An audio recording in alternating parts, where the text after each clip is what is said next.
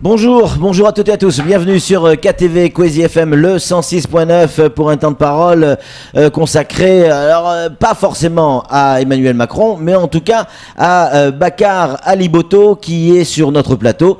Bakar Aliboto, bonjour. Bonjour Patrick, bonjour l'ensemble de la population qui nous écoute. Alors regardez, sur votre image, juste derrière vous, vous voyez le petit chrono qui s'inscrit là en bas de l'image.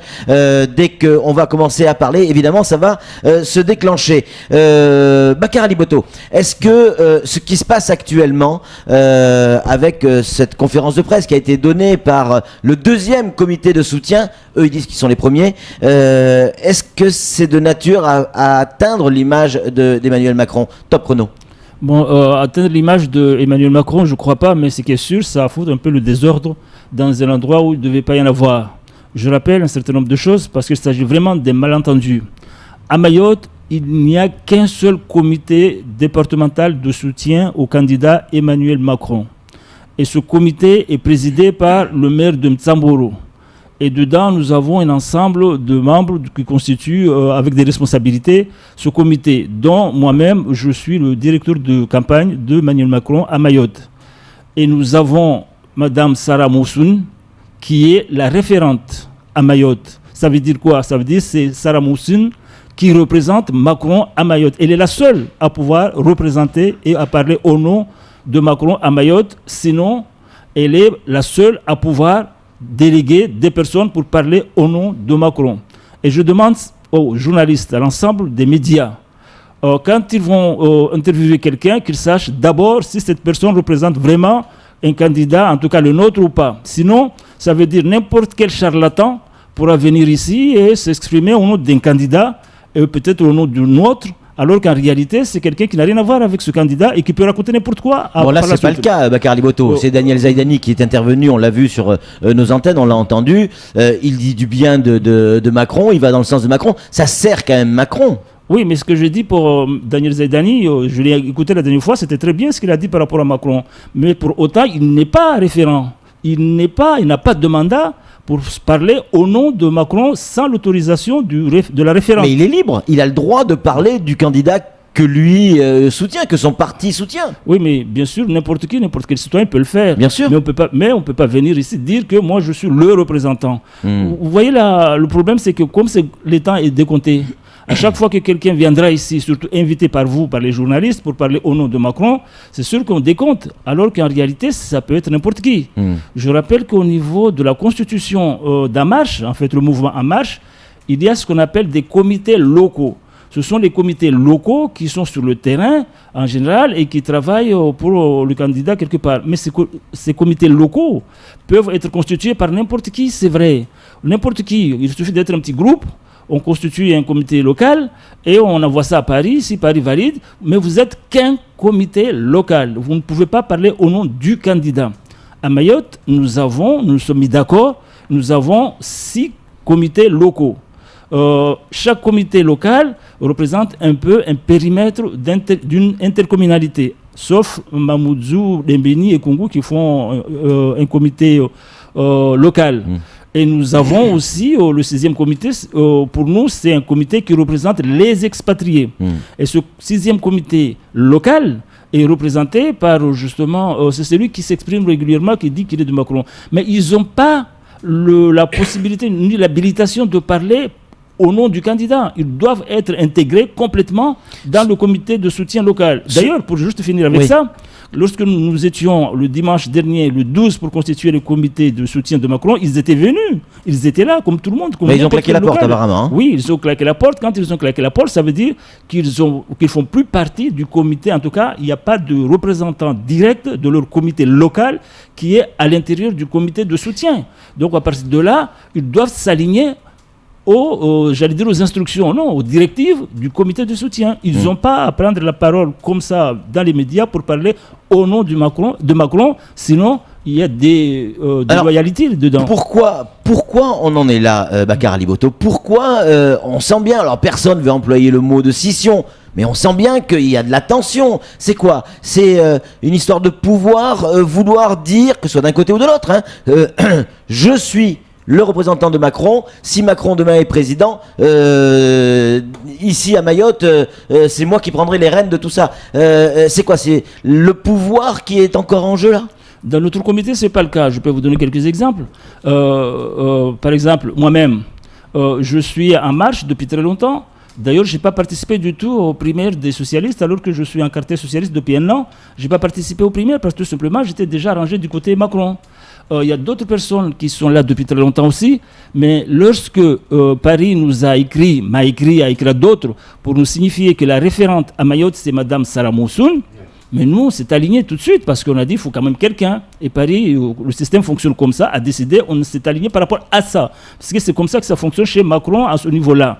Maintenant, les autres qui font aujourd'hui le désordre, eux, on leur a transmis la même information que moi, que les autres.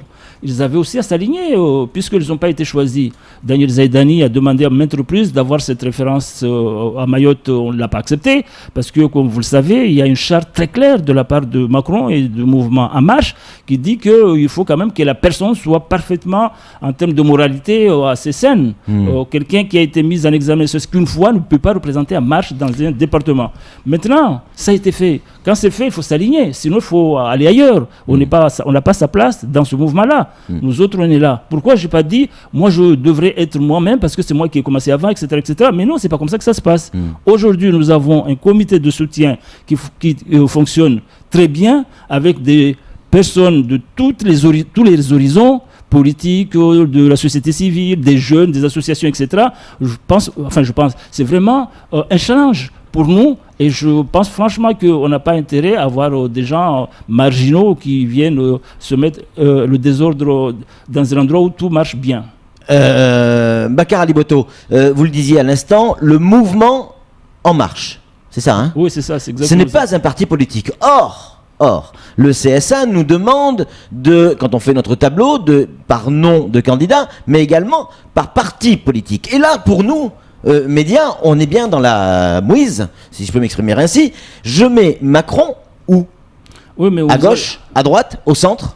Ah oui, mais c'est une question intéressante. En fait, en réalité, Macron n'est ni à gauche, ni à droite, ni au centre. Parce que certains pensent qu'il est au centre. J'ai entendu Daniel Zaidani la dernière fois qui disait qu'il était au centre. Non, il n'est pas au centre, lui. Il y a deux camps, en fait, en réalité, aujourd'hui, au-delà de ce qui existait avant. Droite-gauche. Non, pas droite-gauche, on n'est même pas là.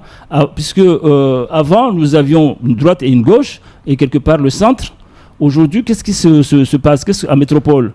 Nous avons constaté qu'à partir du mouvement des frondeurs, au niveau de la gauche, il n'y a plus de gauche parlementaire, puisque au sein même de la majorité, il y avait deux camps. Donc, en termes de parlement, majorité parlementaire, ça n'existait pratiquement pas. Aujourd'hui, du côté à droite, nous avons les fillonistes et nous avons les jupéistes qui parlent pas forcément de la même chose, qui n'ont pas la même tendance philosophique et idéologique. Donc là aussi, si Fillon est élu aujourd'hui, il n'est pas certain qu'il aura une majorité parlementaire. Bon, heureusement, il est loin d'être élu.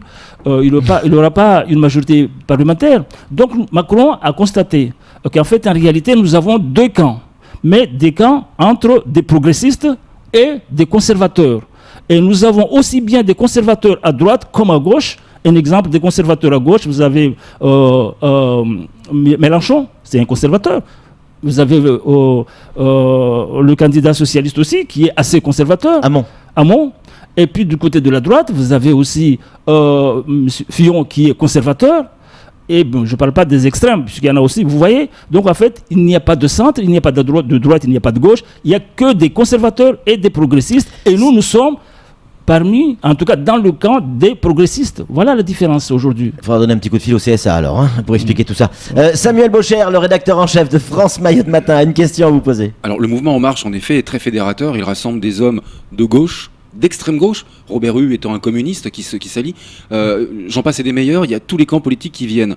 C'est très bien, c'est une force, c'est ce qui constitue la force de En Marche, mais est-ce que c'est pas aussi une faiblesse aujourd'hui? Quand on voit Barbara Pompili, membre du gouvernement, qui intègre le mouvement, ça devient une faiblesse. Mais non, au contraire, c'est une force énorme, puisque ça veut dire quoi? Ce qui est important dans des mouvements pareils, ce ne sont pas les personnalités, ce ne sont pas forcément les hommes, c'est les idées qui comptent, ce sont les projets qui comptent. C'est tous les projets qui sont en faveur de la population, qui peuvent permettre au pays de se développer correctement, en tout cas de donner un coup de développement et améliorer les conditions de vie de la population et faire que la France dans le monde soit un pays aussi fort, aussi puissant qu'elle a été dans le temps, c'est bienvenu. Malheureusement, traditionnellement, qu'est-ce qui se passait?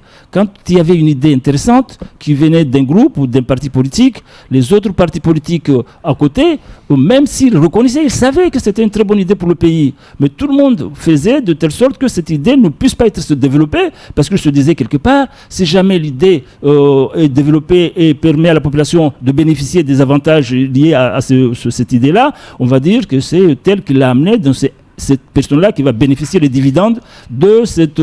Et donc, les politiques en général, les partis politiques étaient aussitôt hostiles pour faire capoter la chose. Aujourd'hui, ce n'est pas le cas. Quel que soit l'endroit ou l'origine de l'idée, de droite ou de gauche, pourvu que cette idée est meilleure pour le développement du pays, on peut la soutenir. Vous avez remarqué, quand il y avait le débat la dernière fois, des 5, les autres, chacun s'est d'attaquer Macron à droite à gauche. Il arrivait à Macron souvent d'approuver des idées des adversaires. De dire que c'était bon, que c'était voilà. Donc c'est ça l'idée en marche. C'est ça ce qu'avait développé Chevènement à l'époque. Chevènement n'a pas eu la même chance pour faire avancer les choses, mais c'était déjà bien, il était en avance. Bakar Ali Boto. Et j'étais avec lui. Bakar Ali Boto, tiens, une rubrique qu'on vient d'inventer à l'instant, là. Les points forts et les points faibles d'Emmanuel Macron. Un point fort selon vous, ça serait lequel? Mais le fait qu'il est fédérateur. Un vrai fédérateur, même tout le monde capable d'aller gratter à droite, à gauche, au centre. Non, c'est pas une question de gratter, c'est capable de permettre à des gens qui sont à droite et à gauche de s'approcher, d'aller vers lui, parce qu'il considère qu'en fait c'est l'homme de la situation. J'ai pas ouvert non plus une chambre d'hôte. Il est. Non, mais vous savez, c'est ce que je disais la dernière fois à un de vos concurrents, enfin aux confrères, il disait ah oui mais Macron lui il était socialiste à droite. Oui, je lui dis mais les prophètes en général ils sont dans nos sociétés. Mahomet, Moïse et Jésus-Christ, ce ne sont pas des extraterrestres. Ce sont des gens qui sont nés dans la même société et à un moment donné, ils ont pu acquérir, en tout cas Dieu, d'après, si on reste dans la religion, leur a donné ce qu'il faut pour qu'ils dépassent les clivages, qu'ils dépassent la société, qu'ils soient au-dessus. C'est exactement ce qui se passe. C'est vrai que Macron n'est pas un prophète, mais c'est vrai que par rapport à la société, il est en avance. C'est une bonne chose. Point faible Macron, il y en a un forcément. Oui, mais forcément, le point faible, c'est qu'il est unique dans la société. C'est-à-dire qu'il est le seul à pouvoir atypique, faire ça. Un peu atypique. Oui, voilà. Avec les gens... Son manque d'expérience, c'est un point faible. Non, c'est pas une question de manque d'expérience. Vous savez, l'expérience, c'est très bien, mais des fois, on n'a pas forcément besoin d'expérience pour être meilleur. Ça peut être un plus. Mais lui, je pense qu'il est meilleur sans forcément avoir toutes les expériences des autres, sachant qu'il a fait quand même beaucoup d'études, il a pu participer à différentes... il a été banquier, il a été... il a fait des grandes écoles, il a été dans le gouvernement, je pense qu'il a fait le tour assez rapidement, un peu de temps par rapport aux autres. Donc son point faible, c'est le fait qu'il est atypique, c'est-à-dire il est le seul à un moment donné de la société à sortir du lot par rapport aux besoins, par rapport aux enjeux qui se présentent. Donc les autres n'arrivent pas à comprendre et du coup malheureusement dans ce cas présent c'est lui qui sort du lot qui est souvent assassiné comme ça a été jadis. Bakar Ali Boto, il reste 38 secondes. Si Emmanuel Macron devient président de la République, vous allez tous changer de parti en 30 secondes. Ne, c'est pas ça, c'est que nous avons des partis, nous avons des mouvements, nous serons candidats face à face peut-être et c'est pas un problème. Nous autres on a le souci, nous avons l'habitude d'avoir travaillé avec plusieurs équipes et pour un objectif précis ici, faire gagner Macron. Le reste on verra. Chacun pourra se mesurer face à l'autre après, enfin aux législatives. Donc c'est pas un souci. Aussi, hein. Oui, c'est pas un souci pour moi, c'est pas un souci pour certains qui ont compris et certains qui ont l'habitude de travailler. Moi, par exemple, j'ai dit à Macron, enfin pas à Macron, à son représentant, que j'ai pas besoin d'un marche pour me faire élire. Je peux me faire élire comme je l'ai toujours fait avant. Donc ça veut dire quoi? Le plus important aujourd'hui, c'est faire gagner Macron, c'est tout. Merci beaucoup, Bakar Ali Boto.